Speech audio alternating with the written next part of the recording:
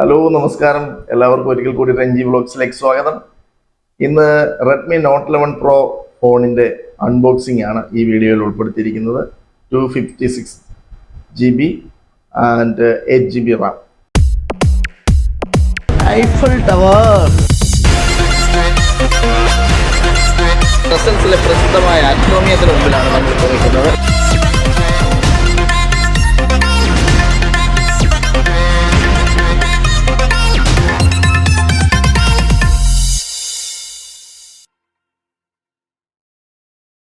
നമുക്ക് ആ ഫോണൊന്ന് ഓപ്പൺ ചെയ്ത് കാണാം.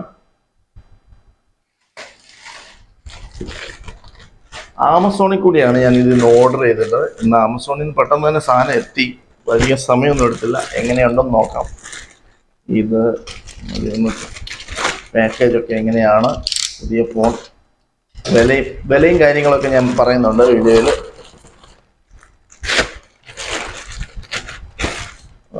കുറച്ച് വലിച്ചു വാരിയൊക്കെ എറിഞ്ഞ് കുറച്ച് ചളുങ്ങിയൊക്കെയാണ് ഇവിടെ എത്തിയിരിക്കുന്നത്. ഈ പാക്കറ്റ് അകത്തെ ബോക്സൊക്കെയാണെന്ന് തോന്നുന്നു. ഇതാണ് സാധനം. Redmi not 11 Pro +5G 108MB triple camera 67 watt turbo charging. India's number 1 smartphone brand 5G. ഞാൻ കുറേ വർഷങ്ങളായിട്ട് റെഡ്മി തന്നെയാണ് ഉപയോഗിക്കുന്നത്. 3 തൊട്ട് ഇങ്ങോട്ട് ഉപയോഗിക്കുന്നുണ്ട്.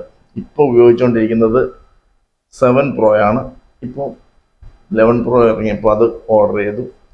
ഓക്കെ, ഇതെങ്ങനെയുണ്ടെന്ന് നോക്കാം. കൂടുതൽ നോക്കുന്നില്ല, അൺബോക്സിങ് മാത്രമേ ഇപ്പോൾ കാണിക്കുന്നുള്ളൂ. ബാക്കി ഇതിൻ്റെ ഡീറ്റെയിൽസ് നോക്കിയാൽ Snapdragon 695 with truly global 7 5G band support, powerful 2.2 GHz processor built on 6nm process, 120 Hz super AMOLED dot display, Corning Gorilla Glass 5. പിന്നെ എന്തോ ഇതൊരു ചൂടാകാതിരിക്കാൻ തണുപ്പിക്കുന്ന ഏതോ ടെക്നോളജി ഉണ്ടെന്നൊക്കെ ഇതിനുണ്ടായിരുന്നു. 108MB all triple camera, ultra wide and macro lens, up to 3GB virtual RAM, dual speakers, IR blaster, splash proof nano coating, dual 5G SIM card support, liquid cool technology. അതാ ഞാൻ പറയുന്നത്, liquid cool technology എന്ന് പറഞ്ഞൊരു പുതിയ technology. Redmi not ഫോണിനെ പറ്റിയുള്ളൊരു പരാതിയാണ് ചൂടാകുന്നു എന്നുള്ളത്. അതുകൊണ്ട് ഇപ്രാവശ്യം ചൂട് കുറയ്ക്കാൻ വേണ്ടി, ഫോണ് ചൂടാകുന്നത് കുറയ്ക്കാൻ വേണ്ടി ലിക്വിഡ് കൂൾ ടെക്നോളജി എന്നൊരു പുതിയ ടെക്നോളജിയും കൂടെ ഈ ഫോണിൽ ഉൾപ്പെടുത്തിയിട്ടുണ്ട്. പുതിയ ഈ റെഡ്മി നോട്ട് 11 പ്രോയിൽ എനിക്ക് കിട്ടിയിരിക്കുന്നത് ഒരു ബ്ലൂ കളറാണ്. ഞാൻ ഓർഡർ ചെയ്ത് അതാണ് വന്നിട്ട് തോന്നുന്നു. അല്ല, നമുക്ക് ബോക്സ് തുറന്നു നോക്കാം.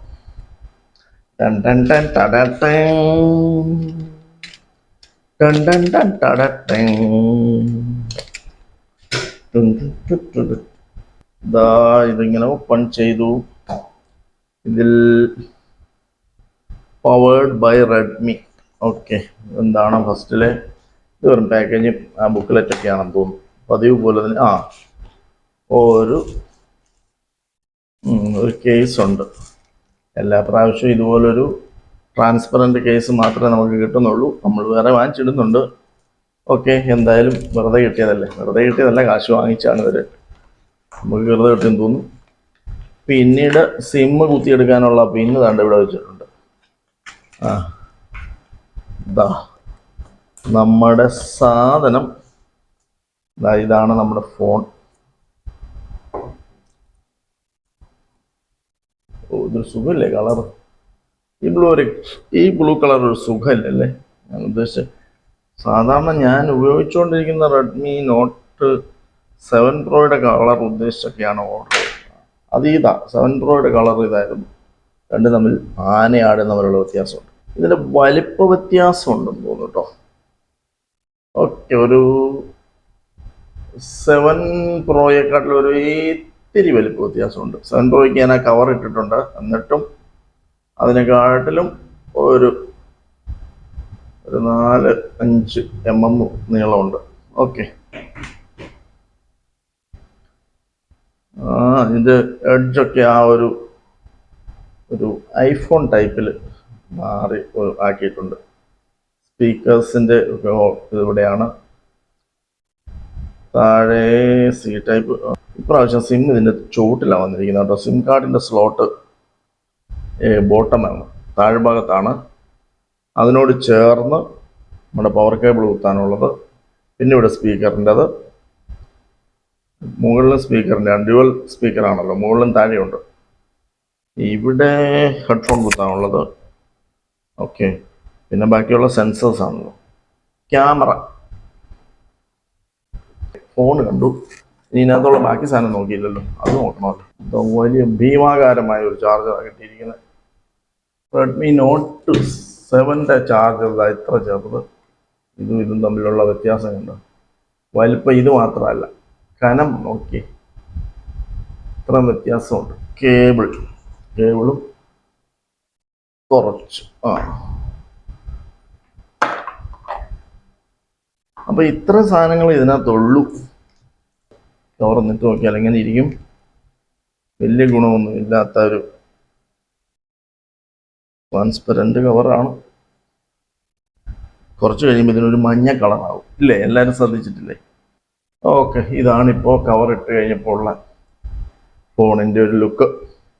അപ്പോൾ ഇതിൻ്റെ പെർഫോമൻസ് ഒക്കെ നമുക്ക് നോക്കണമെങ്കിൽ ഓൺ ചെയ്യണം.